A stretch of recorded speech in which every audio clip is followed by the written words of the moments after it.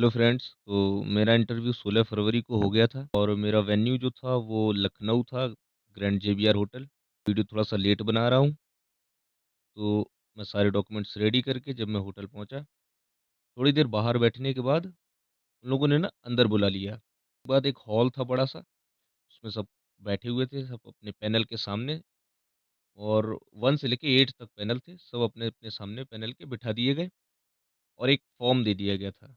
जो hand declaration form था वो दे दिया गया था, उसमें हमें अपना नाम, डॉक्यूमेंटेशन और नोडल बैंक लिखना था जो कि मेरा बैंक ऑफ बड़ौदा था।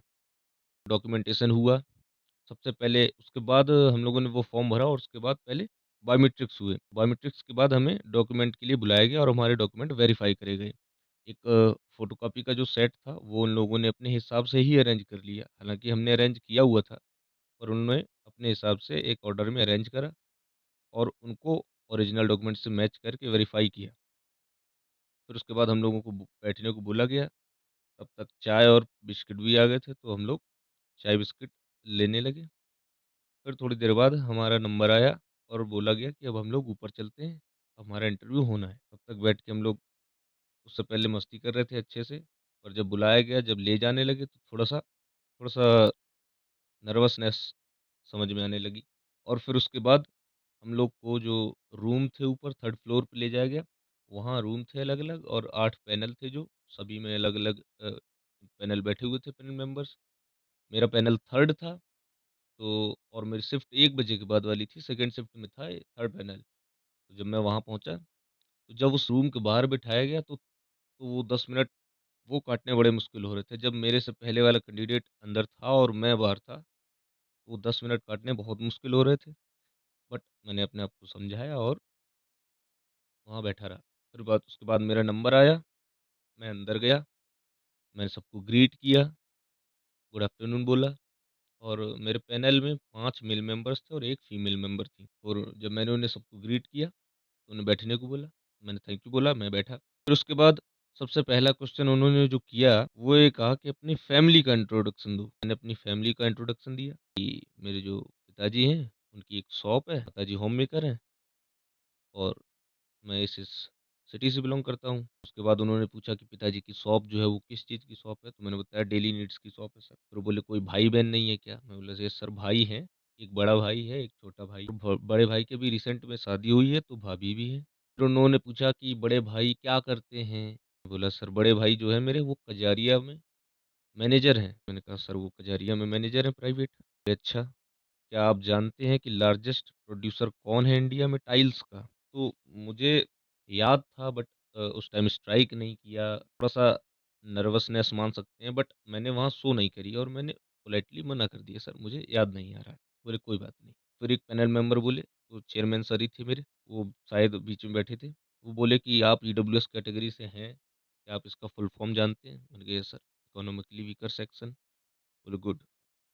फिर एक सर थे वो फिजिक्स से पूछने लगे, मैंने बीएससी किया हुआ है, तो उन्होंने फिजिक्स से पूछना शुरू किया, बोले लाइट की प्रॉपर्टीज़ बताइए, मैंने लाइट की प्रॉपर्टीज़ बताई, रिफ्रैक्शन, रिफ्लेक्शन, स्कैटरिंग एटसेट्रा। तो फिर उसमें भी डीप पूछने लगे, रिफ्लेक्शन क्या है, रिफ्रैक्शन क्या है, स्कैटरिंग क्या है, रिफ्रैक्शन का जो रूल होता है, जो जो लॉ है वो क्या है, मैंने बताया वो स्नेल का नियम है, sine i upon sine r होता है, रिफ्रैक्टिव इंडेक्स होता है, तो फुल सैटिस्फाइड हो गए।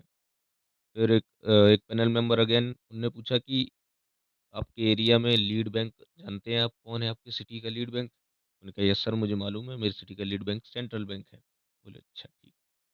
फिर एक पैनल मेंबर थे अगेन उन्होंने क्वेश्चन करा कि आपने कैनरा बैंक को पहली प्रेफ़रेंस दी हुई है, तो ये क्यों दी हुई है? तो मैं हालाँकि तैयार करके गया था, तो मुझे पता था ये क्वेश्चन आना है, तो मैंने इसको तैयार किया हुआ था। मैंने उनको बताया कि सबसे पहला जो मैंने बोला कि हाँ सर जब फॉर्म आए थे, तो ये जो कैनरा बैंक था, उसकी वैकेंसी सबसे ज़्यादा थी। सबसे पहली बात तो ये थी। दूसरा मैंने चेक किया था तो ये एक अच्छी ग्रोथ पे था, अच्छे बिज़नेस पे था, इस वजह से मैंने इसको सेलेक्ट किया पहली प्रेफ़रेंस के लिए। और मैंने उनको ये भी बताया कि रिसेंट में भी जो डेटा आया है दिसंबर के हिसाब तक, वहाँ भी जो कैनरा बैंक है, वो नेट बिज़नेस में 4th पोज़ीशन पे रहा है पूरे कंट्री में और नेट प्रॉफ़िट में 3rd पोज़ीशन पे रहा है। वो काफ़ी सैटिस्फाइड दिखे मेरे आंसर से, बोले गुड, गुड। फिर थोड़ी देर बाद एक पैनल मेंबर ने पूछा कि इकोनॉमिक्स में अमर्त्य सेन के बाद नोबेल किसे मिला हुआ है? मैं फिर से इसको भूल गया, मैं रिकॉल नहीं कर पाया, तो मैंने सॉरी बोला, मैंने कहा सर मुझे रिकॉल नहीं हो पा रहा है। फिर उन्हें एक जो फीमेल मेंबर बैठी थी, उन्होंने रिसेंट के कुछ इश्यूज़ के बारे में पूछा कि रिसेंट के कोई इश्यू बताओ। तो मैंने बताया वही सबसे बड़ा इश्यू फिलहाल का अडानी हिंडनबर्ग वगैरह रिलेटेड। तो उन्होंने बोला नहीं, एक रिसेंट में अभी कहीं इनकम टैक्स की रेड पड़ी हुई है और वो एक्चुअली रेड जो पड़ी हुई थी वो 15 को ही पड़ी थी और मेरा इंटरव्यू 16 को पड़ा। तो मैंने ना तो 15 का अखबार देखा, ना 16 का अखबार। मैं उस न्यूज़ देख ही नहीं पाया। एक्चुअली मैं 15 को ही लखनऊ पहुँच गया, वहाँ स्टे किया और 16 को इंटरव्यू के लिए निकल गया। तो मैं 2-3 दिन की न्यूज़ ही स्किप हो गई। बट कोई बात नहीं, मैंने बोला मैम मुझे ऐसी कोई जानकारी अभी है नहीं, मैं न्यूज़पेपर पढ़ नहीं पाया। बोले कोई नहीं, कोई नहीं। तब तक एक मेल जो पैनल मेंबर थे वो बोले कि चलो हिंडनबर्ग तो ठीक है, क्या आपने कभी थनबर्ग सुना है? तो हाँ, मुझे याद आ गया कि हाँ, ग्रेटा थनबर्ग का सुना था, जो कुछ टाइम पहले एनवायरनमेंट को लेके प्रोटेस्ट वगैरह उन्होंने करे थे, अपनी स्पीच वगैरह दी थी, स्वीडन से हैं जो। तो मैंने बताया कि हाँ, वो ग्रेटा थनबर्ग हैं, एनवायरनमेंटलिस्ट हैं, ये करके। तो बोले कि गुड, गुड। तो फिर जो चेयरमैन सर थे, उनने पूछा कि क्या टूलकिट केस के बारे में जानते हैं आप, जो वो ग्रेटा थनबर्ग ने यूज़ किया था? तो मुझे उसका कुछ भी रिकॉल नहीं था, कोई उस मामले को मैं नहीं जानता था और वैसे भी वो एक पॉलिटिकल केस में था, इस वजह से मैं उसमें फँसना नहीं चाहता था, तो मैंने उसको मना कर दिया। मैंने कहा सर मैं उसके बारे में ज़्यादा कुछ नहीं जानता हूँ, थोड़ा पुराना हो गया केस। बोले अच्छा कोई बात नहीं। फिर उन्होंने लास्ट में एक पैनल मेंबर थे, उन्होंने मेरी हॉबीज़ पूछी, तो मैंने बताया कि सर मेरी हॉबीज़ है टाइपिंग करना और सिंगिंग करना, जो कि मैं अपने शौक के लिए करता हूँ।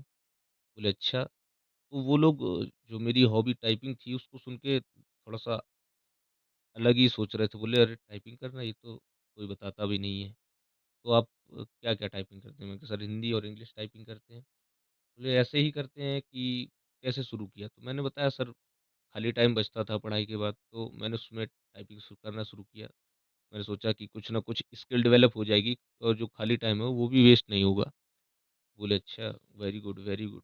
फिर जो फीमेल मेंबर थी उन्होंने पूछा क्या स्पीड क्या है? तो मैंने बता दिया सर मैम की टाइपिंग की जो इंग्लिश की है वो 45 प्लस है और हिंदी की 40 है।